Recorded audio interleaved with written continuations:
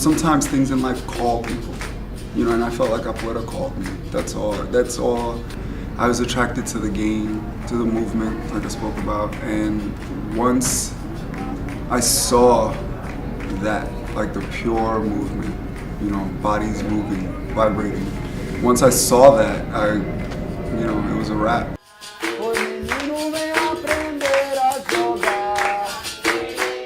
I didn't know what I wanted to do. I didn't want to go to school just for the sake of going to school. I was in a certain place in my life. And so when I saw Capoeira and I fell in love with it, it happened wholeheartedly, like true love, like love happens, From the beginning, when I recognized, the power to me that Capoeira has, the transcendental power, like the ability to transcend and transform people, I knew that it wasn't only something I wanted to learn, and that I knew I could learn and that I was gonna learn. It was something that I knew that I wanted to spread, to give to people, to put out there, Go all the way down. And you think it's harder, but it's not. So let's go, we're gonna do 6 more. Get ready, go.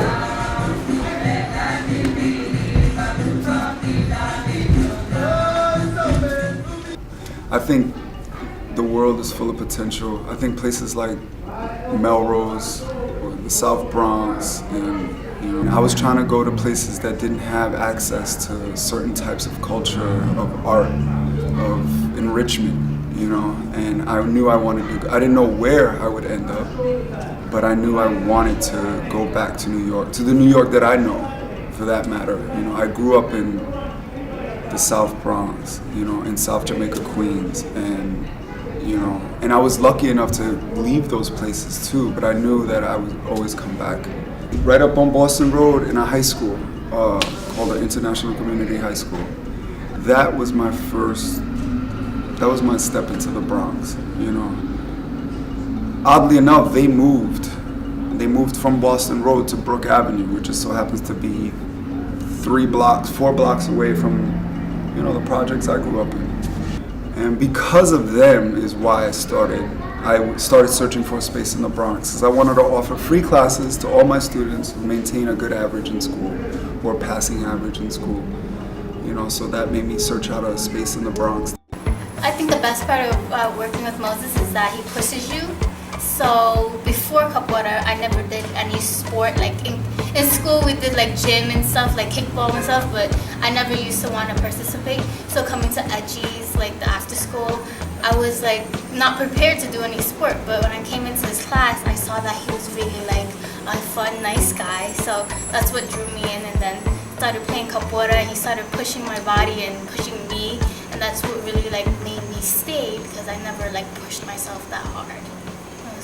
The contributions that Bronx have brought is really easy. He's part of the community. He's already been rooted in the community, and that was important for me.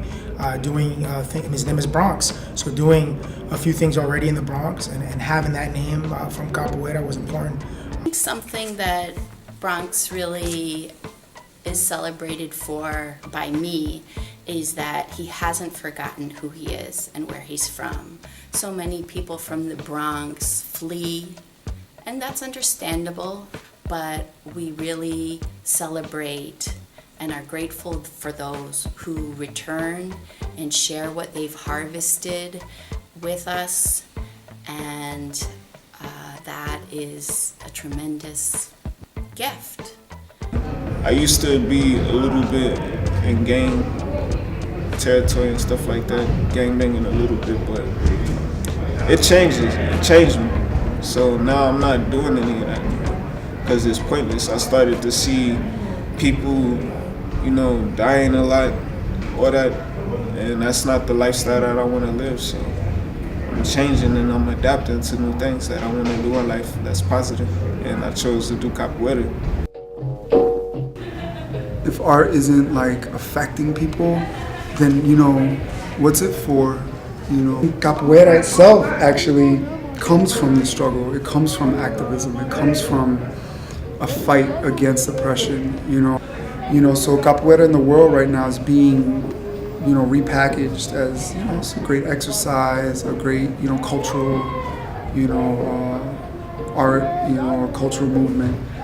But in the end, capoeira is a fight. When I encountered capoeira and I started to see the patterns of movement, I started to recognize the beauty in capoeira, and I saw all of these wonderful things.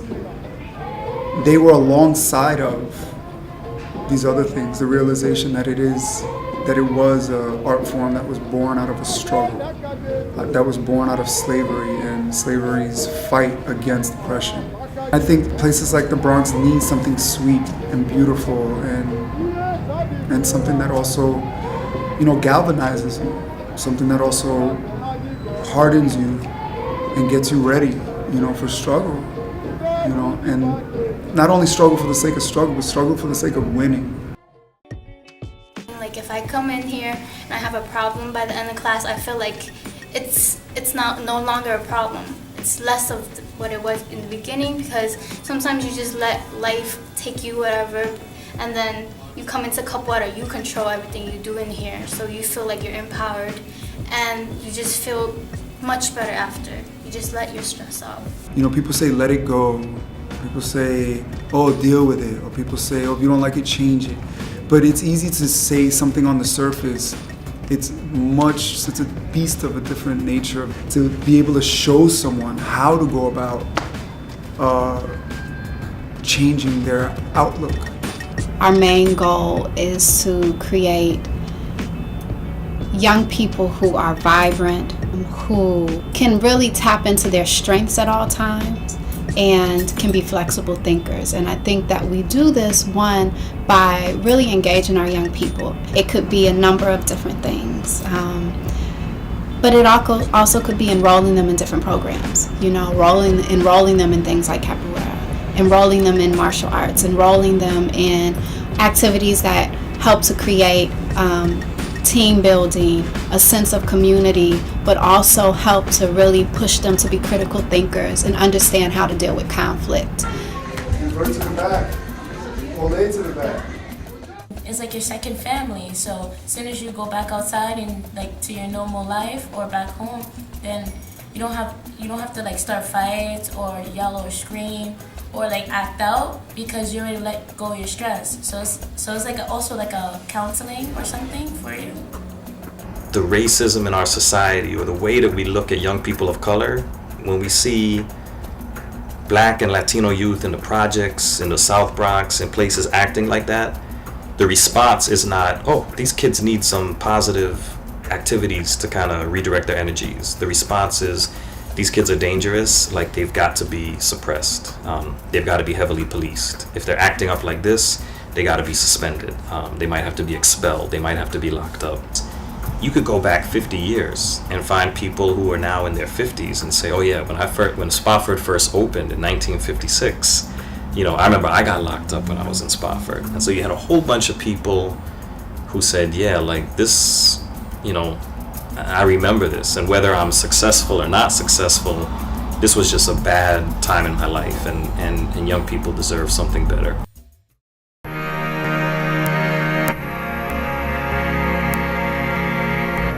The thing is, when I went to Spofford,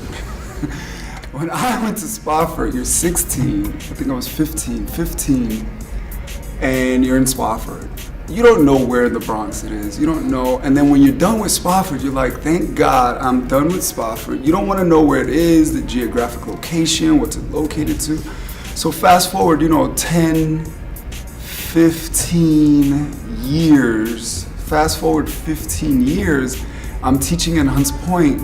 You don't make the connection that I'm 2 blocks away. It actually took me waiting for my students to do a training in the park one day for me to realize this is Spofford, What it did is it gave me resolve in knowing that, if I have one student in my class who just so happens to be from someplace like where I came from, and they're doing better, it's good enough for me.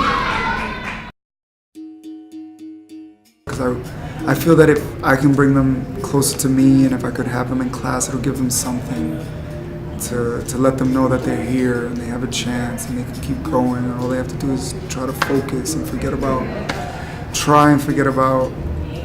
certain things that are bothering them just for that time that they're here, Try to learn how to adopt a new way of thinking to be able to empower themselves and get to this point where they can keep going instead of floating away, instead of, fading away, Yeah, the thing about Moses is that you could be a student in his classroom, but just not a student. You should become his family. Like he takes care of you, not literally take care of you, but you're he's always watching after you, and you're under his wing, something like that. So he's very kind-hearted, and I thank him for being part of our lives.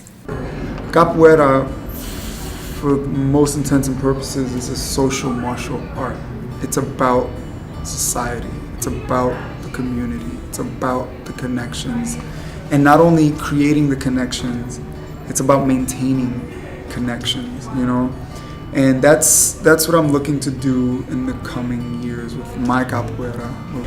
I've worked with hundreds of children, if not thousands, and so making the connection has never been the problem. It's maintaining and sustaining and operating the connections and being able to grow the connections.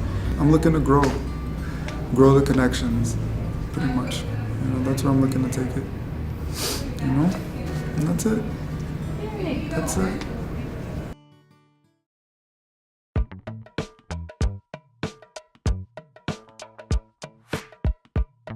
And he gives you that extra push when he knows you need it or you feel like giving up. So just want to say thanks. Sweet. Anything else? No, he's not that good. You'll be in pain sometimes.